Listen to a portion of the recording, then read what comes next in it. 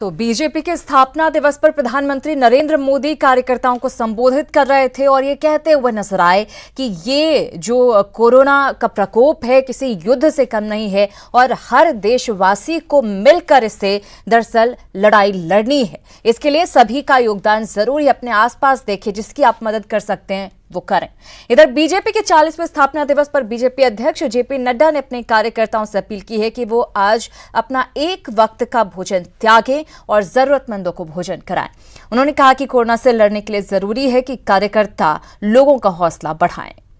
सभी भारतीय जनता पार्टी के कार्यकर्ता स्थापना दिवस के अवसर पर आज के दिन एक समय का भोजन हम त्यागेंगे और लॉकडाउन के दौरान कष्ट झेल रहे लोगों के साथ अपनी सहानुभूति व्यक्त करेंगे और #फीड द नीडी में खाद्य सामग्री के लिए 5 पैकेट प्रतिदिन तो हम भेजते ही हैं, लेकिन अपना जो त्याग किया हुआ एक पैकेट और बढ़ाएंगे और वह जरूरतमंदों तक पहुंचाएंगे। यह हमको ध्यान में रखना है।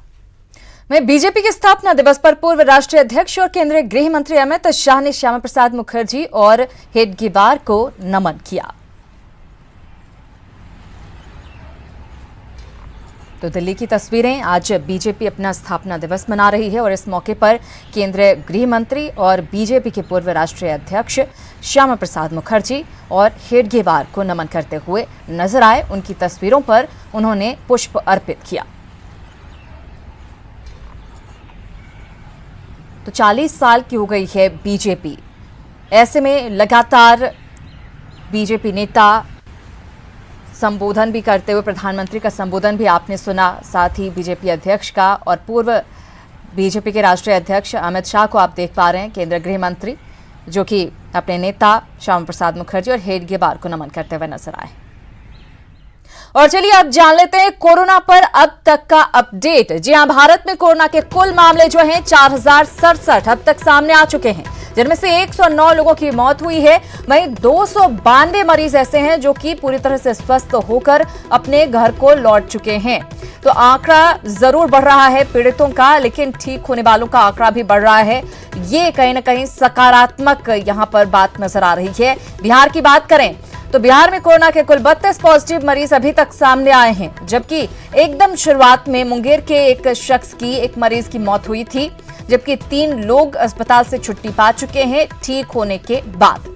32 पॉजिटिव केस बिहार में। वहीं झारखंड की बात करें तो झारखंड में राज्य का चौथा कोरोना पॉजिटिव केस सामने आया। राज्य के हिंदपीढ़ी में महिला कोरोना संक्रमित मिली है। झारखंड में कोरोना से अभी तक किसी मरीज की मौत नहीं हुई है और लगातार कोशिशें भी जारी हैं कि किस तरह से इसको कंट्रोल करके रखा जा सके। तो बार बार बताया जा रहा है कि कोरोना वायरस से बचाव का एकमात्र उपाय जो है वो सोशल डिस्टेंसिंग है, लेकिन कुछ लोग ऐसे हैं कि लाख बताने के बावजूद इस बात को समझ नहीं रहे हैं। पटना के मीठापुर सब्जी बाजार में भीड़ लगी है। तस्वीरें आप देखिए, ना दुकानदार मानने को तैयार हैं, ना ही खरीदार। यहां पर किसी भी तरह से सोशल डिस्टेंसिंग का ख्याल नहीं रखा जा रहा है। लॉकडाउन की इस स्थिति में जिला प्रशासन सहित तमाम अधिकारी जो है वो इस बात की अपील कर रहे हैं कि सोशल डिस्टेंसिंग पालन करना है। लेकिन एक तस्वीर जो आपको दिखाते हैं वो बिल्कुल चौंकाने वाली है। ये तस्वीर है पटना के मीठापुर सब्जी बाजार का, और सब्जी बाजार का ये जो नजारा है वो सचमुच परेशान करने वाला है।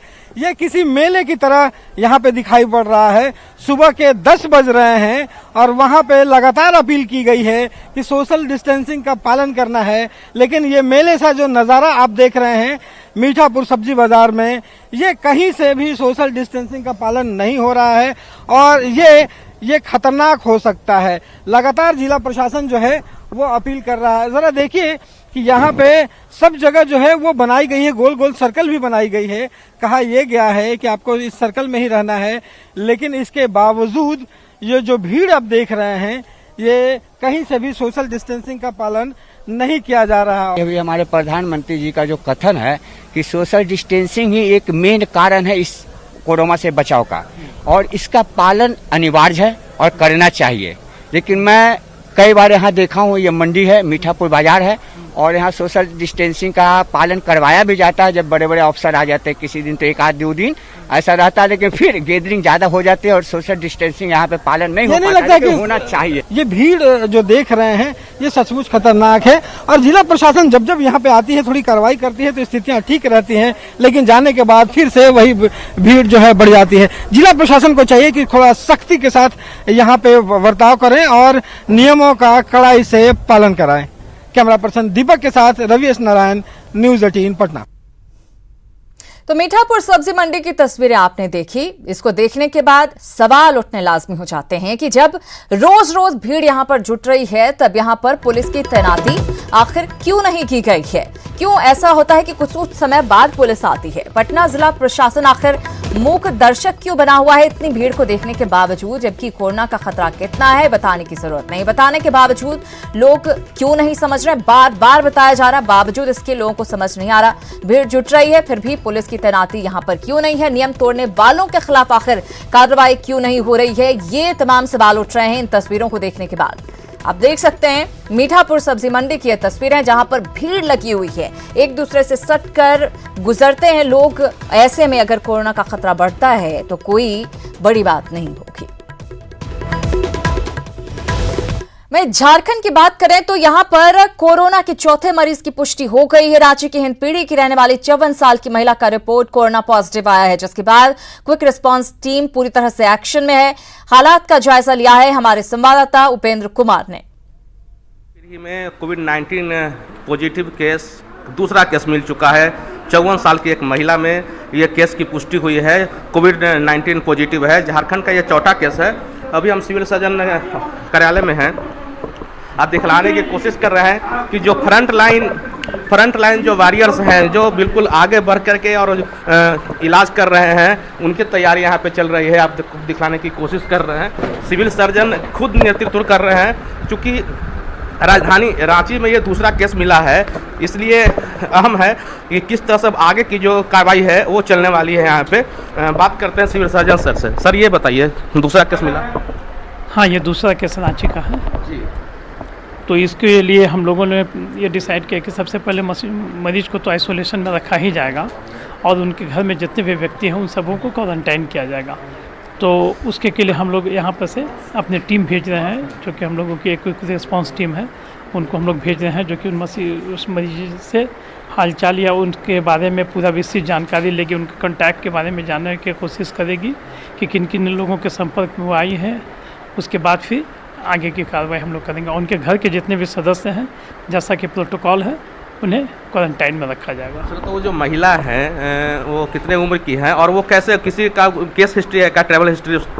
नहीं, जहाँ तक मुझे जानकारी है उन्हें कोई ट्रैवल हिस्ट्री नहीं है, और उनकी उम्र 54 साल है, 54 ईयर्स है। तो सर अब तो जब उनका पॉजिटिव केस आ गया, महिला भी कहाँ पर हैं, और उसके बाद अब उनको क्या रिम्स ले जाएगा? हाँ, अभी मुझे तुरंत पता चला है कि वो महिला अभी हिंदपीढ़ी में वापस आ गई थी, और हिंदपीढ़ी में फिर मेरी टीम अभी जा रही है। ये तो बड़ी चूक हो गई सर। महिला आइसोलेशन से हिंदपीढ़ी कैसे चली गई सर? नहीं, उसका टेस्ट हुआ था, उसके बाद फिर पूरी विस्तृत जानकारी मुझे नहीं है। जैसे भी जानकारी प्राप्त होगी फिर आपको बताया जाएगा।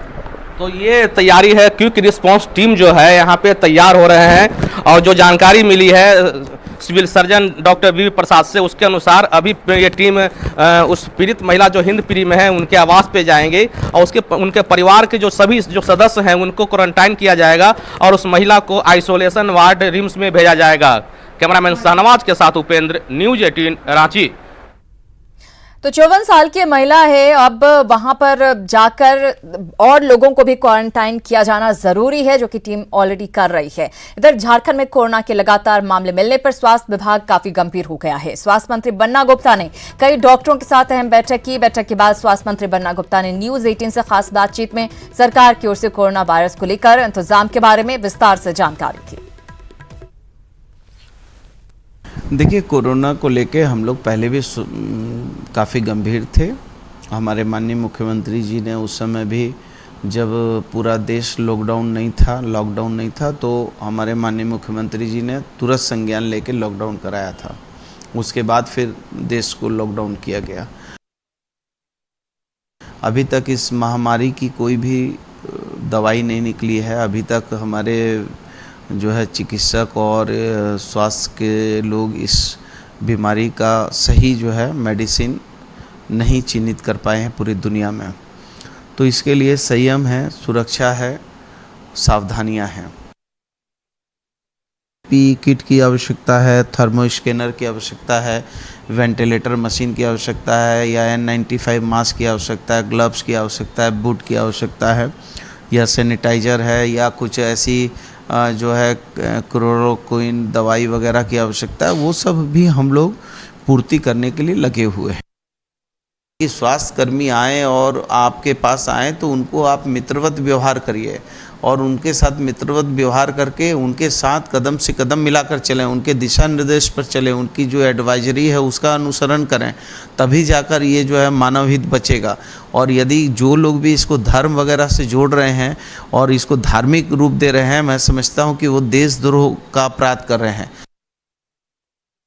कि झारखंड में जितनी भी बड़ी कंपनियां हैं, जितने बड़े अस्पताल हैं, चाहे वो निजी हों चाहे सरकारी हों, सबके बीच में समन्वय हो चुका है और सबके बीच में समन्वय करवा के हम लोग इस महामारी के विरुद्ध में मजबूत संकनाद कर रहे हैं। अंदर ना समझी है और वो लोग जो है कहीं ना कहीं जो है वो अपने आप की जान को और अपने परिवार की जान को और अपने समाज की जान को खतरे में डाल रहे हैं। वैसे लोगों से मेरा प्रार्थना होगा कि वो लोग इसको संयम से, सावधानी से, सुरक्षा से और थोड़ा सा हठ धर्मिता छोड़कर वो मुख्य धारा में आकर जो हमारे स्वास्थ्य विभाग की एडवाइजरी है, जो सरकार के द्वारा जो दिशा निर्देश है, उसका पालन करें। और इसी के साथ इस बुलेटिन में इतना ही, लेकिन न्यूज़ 18 बिहार झारखंड पर खबरों का सिलसिला लगातार जारी।